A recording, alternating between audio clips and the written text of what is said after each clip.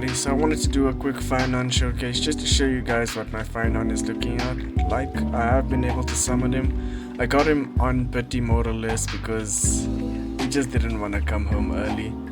So I want to show you guys how I've been building him so far for the past couple of days, just to give you guys like an outline on how you should build him and what mine looks like basically. So I'm running a completely free to play Phainon at this moment. As you can see, he's got 2.7 attack, 101 speed, 57 rate over 200 damage. So usually you do want to get his crit rate a bit higher. Currently I am struggling with that in his relic, so I'm trying to buff that as much as I can. If you can, get him with a bit more attack as well. But this is currently how I'm running him. So I'm running him with Sparkle, Bronya, as well as Phainon. You might be wondering why I'm running him with Phainon. I'm just running him with Phainon because her one trace gives the character a bit more rate. So I'm going to use that on Phainon just in this showcase, just to show you how far you can get him. And the team is more or less free to play. The only person I would say is not free to play is Sparkle, because I have her with her light cone, which gives even more crit rate, so that's quite a big difference. What you can do is you can run Phainon with the Fall of the Eon. If not, you can switch it and then you can run even this under the blue sky, which will give him crit rate by killing someone. And as far as Phainon goes, you'll always be able to kill someone on field. I heard you can also run him with Undeniable Promise, although you don't really want to build him with Break Effect, but the crit stats help a lot. And obviously you also want to boost his attack as much as you can, but right now we're running him with the free Simulated Universe light cone. So I just wanted to show you guys a nice quick showcase with this team in Apocalyptic Showdown before it expires. I was able to defeat Kafka quite nicely with this team, so I just wanted to show you guys that. I'm using the Crimson Tide, which helps with physical damage, and when a unit uses a skill, restores HP. So I'm gonna give you guys a quick rundown just to show you what Phainon can look like and what this team can look like and how it performs. So obviously before that we're gonna go in popping everyone's talents, and then Phainon's gonna be doing the damage.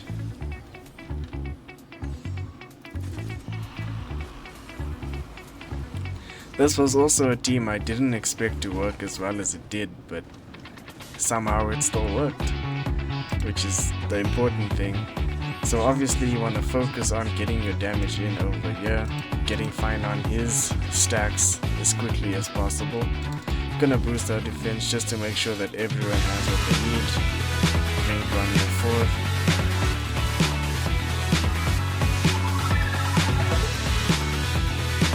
And then you should be able to pop the ults really quickly as well.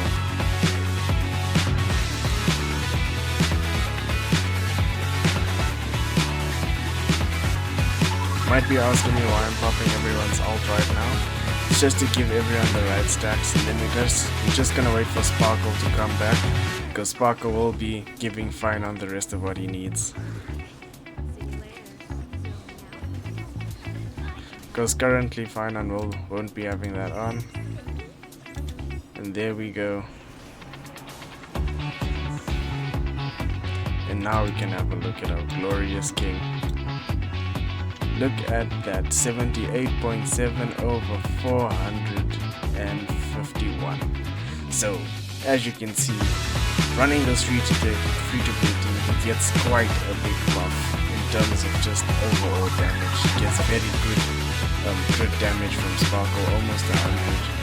And just even with Bronya's increased attack and increased damage, increased crit rate. Running him like this in total, he almost has 6,000 attack and it's almost 80 over 450. So quite a decent build overall, and as you can see now, we implant our physical weakness on the enemies, making him deal big PP damage.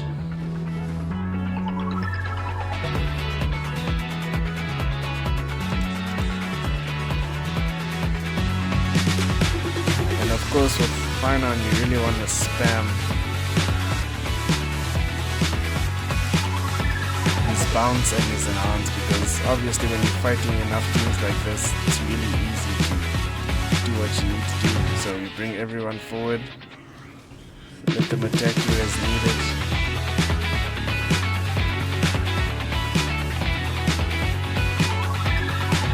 And then look at that counter.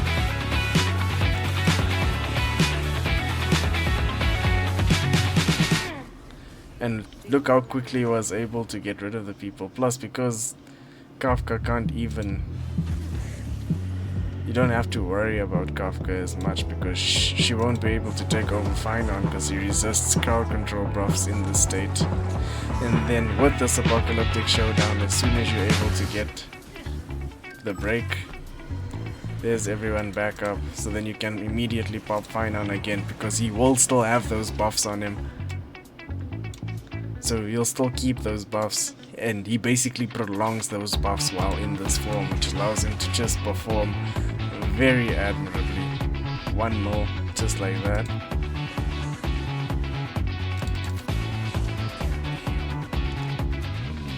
And there we go, already on to phase 2.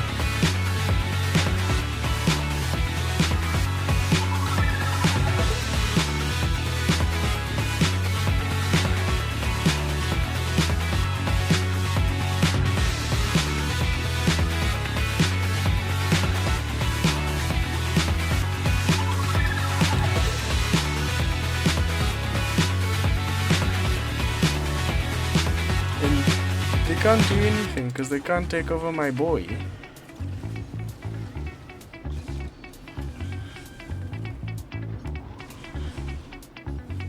The main issue is just basically trying to build your stacks back up, but even then it's not so bad.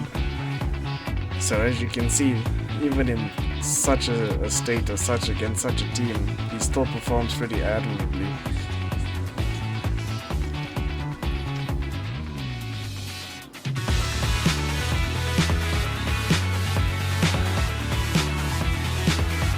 Now obviously we have to get Phainon's stacks back up. And what I like about having Sparkle on this team, Sparkle allows him to act a lot faster as well, and it's just really nice to have the extra skill points on the board for the creator.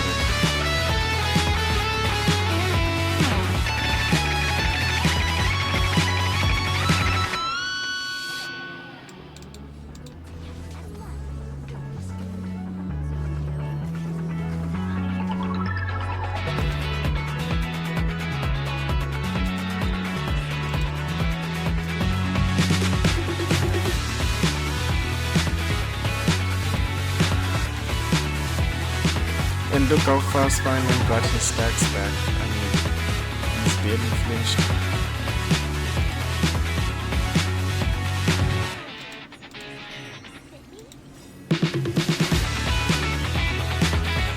And the main point is to make sure you can get all your attack buffs on him before he goes into this state, because that's when he'll be doing this massive amount of damage. So you want to make sure you're able to first apply everyone's ultimate, apply everyone's skill, and then literally as soon as they have it, they're A-okay to do the fighting that they need to do.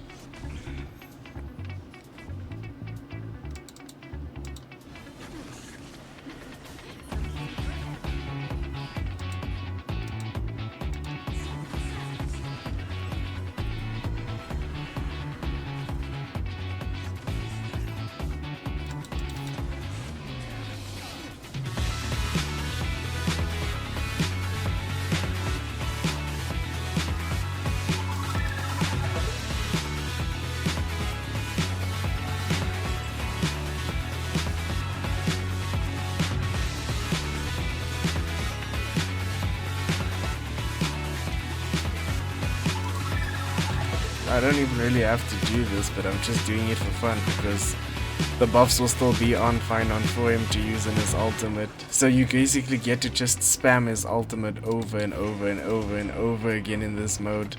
So it's very good against this apocalyptic showdown specifically because you just get to do so much damage. But yeah, that's just a quick showcase for this Phainon build, just to give you guys an idea of how he's performing currently.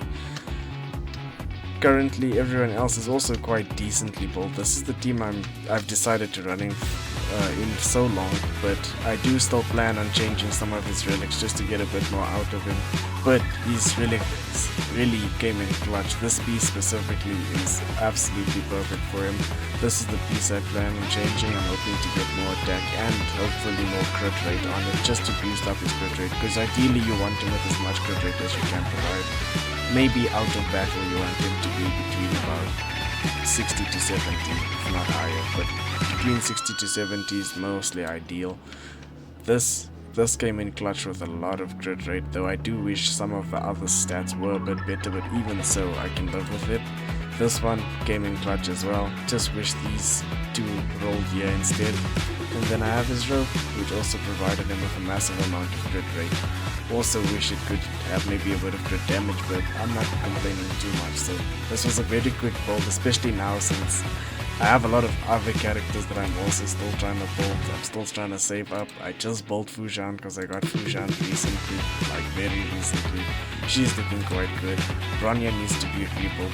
Still not looking too bad either. So my Sparkle's quite well built. Just want her with a bit more speed.